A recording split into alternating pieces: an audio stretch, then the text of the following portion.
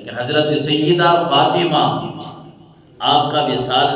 کچھ روایات کے مطابق 3 تاریخ کو ہے۔ آج ہماری ماؤں بہنوں کو ضرورت ہے، ہمیں ضرورت ہے کہ ہم کس کو اپنا آئیڈیل بنائیں۔ ہماری ماؤں بہنوں میں خصوصاً کہ ہم اپنا آئیڈیل، ہم مسلمان ہیں، ہم ادھر ادھر نہ دیکھیں۔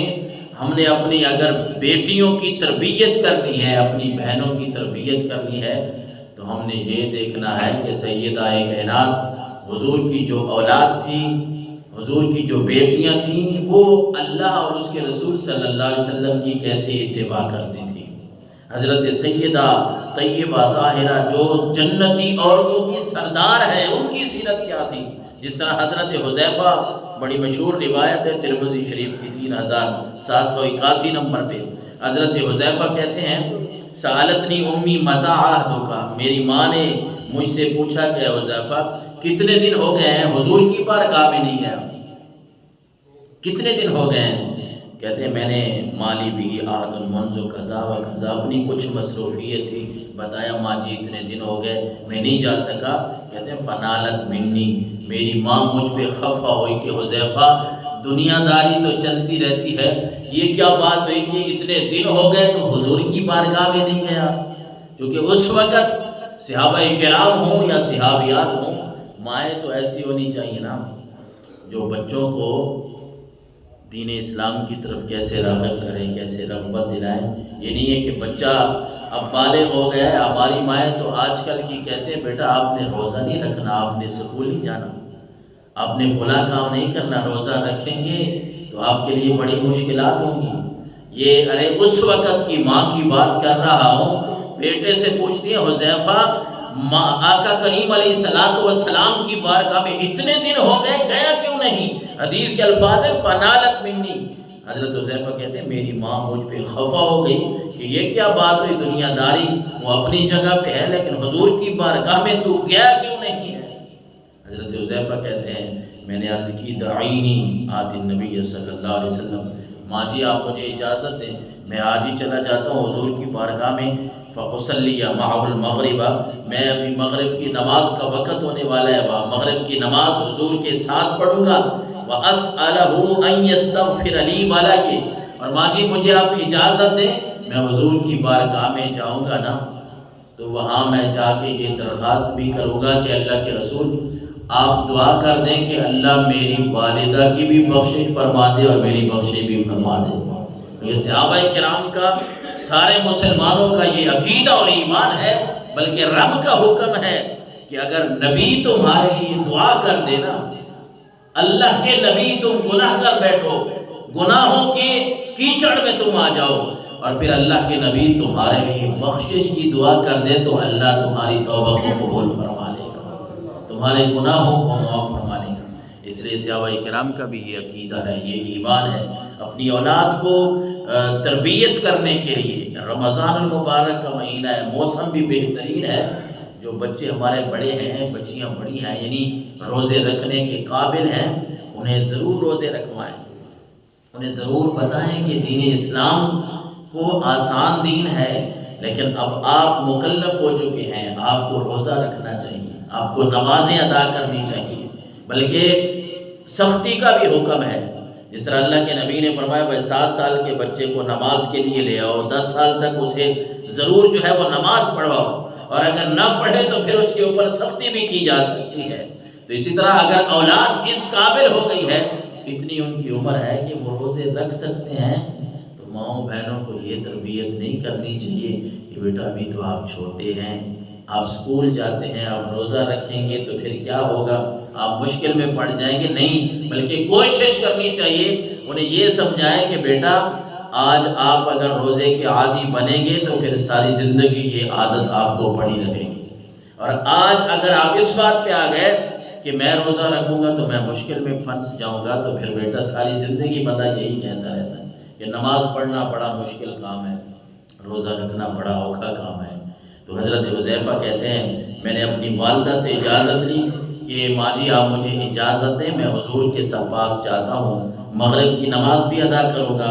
آپ کے لیے اپنے لیے مغفرت کی، استغفار کی دعا بھی کرواؤں گا کہتے ہیں فاتحت النبی صلی اللہ علیہ وسلم فصلیت معہ المغرب، میں حضور کے پاس پہنچا، مغرب کی نماز ادا کی، فصلی حتی صلی العشاء، آپ نے مغرب کی نماز ادا کی، پھر آپ نوافل میں مشغول رہے، بات نہ ہو سکی،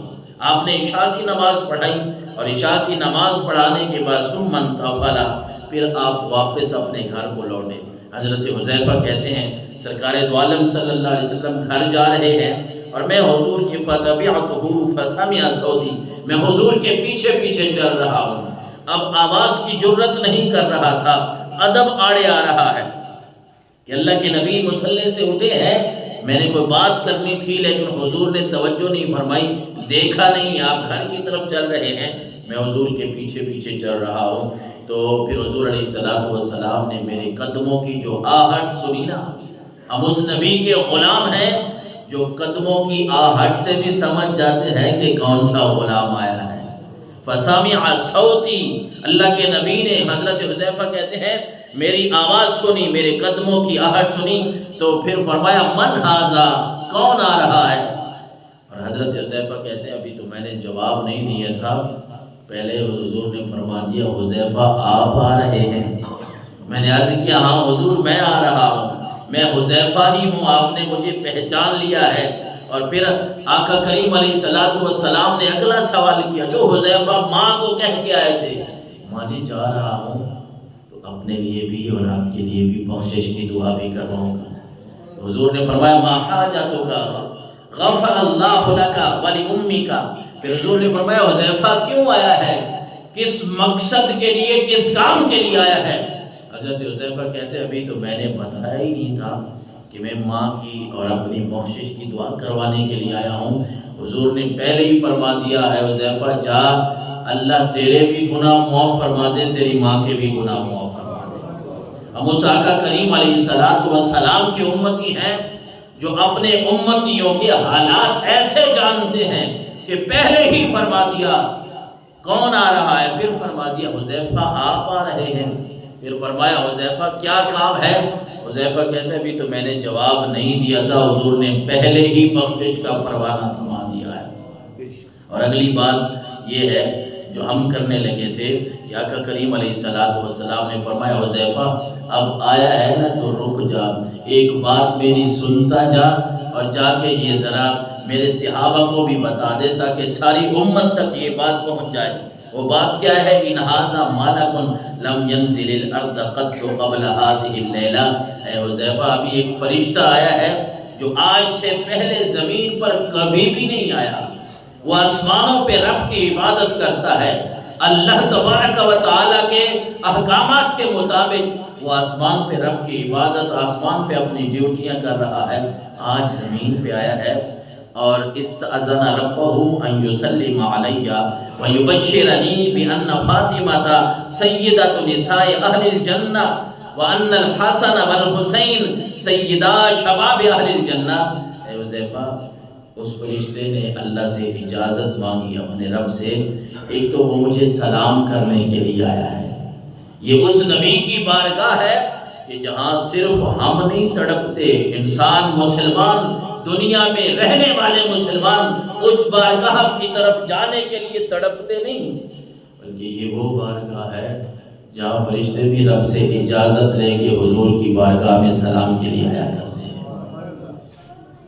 حدیث کے الفاظ ہیں، اللہ کے نبی نے فرمایا استاذن ربہ ان یسلم علی، فرشتے نے رب سے اجازت مانگی، یا اللہ مجھے اجازت دے، کہاں جانا ہے، یہاں عبادت جو کر رہا ہے، ڈیوٹی جو کر رہا ہے، یا اللہ بس اجازت دے، تیرے نبی پہ سلام پڑھنا ہے، تیرے نبی پہ درود بھیجنا ہے۔ اور وہ فرشتہ جب آیا تو اس نے مجھے خوشخبری بھی ساتھ سنائی، وہ خوشخبری یہ تھی کہ اللہ کے رسول آپ کی پیاری بیٹی حضرت سیدہ طیبہ طاہرہ حضرت فاطمہ کو اللہ تعالیٰ نے جنتی عورتوں کا سردار بنا دیا ہے، اور وہ فرشتہ مجھے خوشخبری دے کے گیا ہے کہ وَأَنَّ الْحَسَنَ وَالْحُسَيْنَ سَيِّدَا شَبَابِ أَهْلِ الْجَنَّةِ، اللہ کے رسول آپ کے جو بیٹے ہیں، نواسے ہیں، حسن اور حسین، اللہ نے ان کو جنتی جوانوں کا سردار بنا دیا ہے۔ اور میرے آقا علیہ السلام کی یہ پیاری بیٹی، ان کے پیارے القابات، روایات میں آتا ہے کہ 3 رمضان کو ان کا وصال ہے۔ ان کی